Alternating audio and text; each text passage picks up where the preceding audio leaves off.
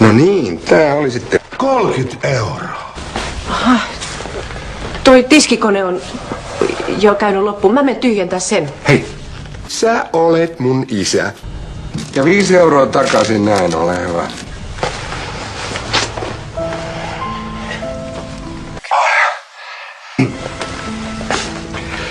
Niin, Ossi ehdotti, että mä olisin vienyt sut johonkin hienoon makuuhuoneeseen. Minä ajattelin vähän karulla tavalla.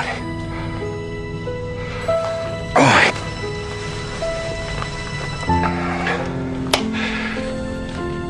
Ossi. Sä olet mun isä.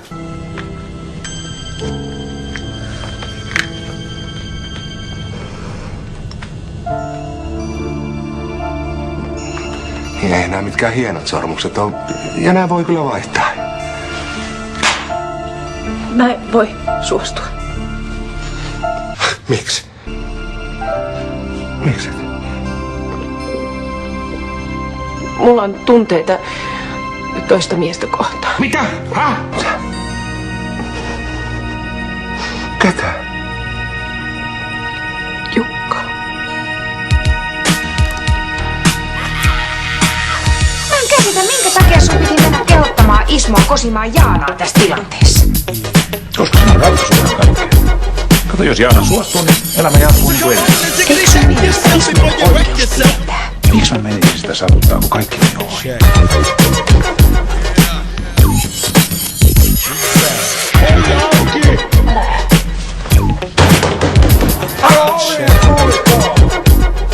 Ehkä sun pitäis mennä avaamaan. Mitä helkkaria?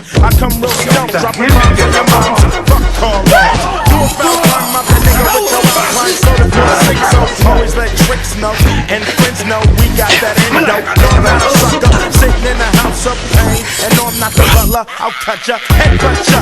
You say you can't touch this and I wouldn't touch ya, punk motherfucker. Here to let you know, boy, oh boy, I make dope. But don't call me dope boy, this ain't no fucking motion picture. A guy or bitch ya, my nigga get with ya and hit ya, taking that yak to the neck. So you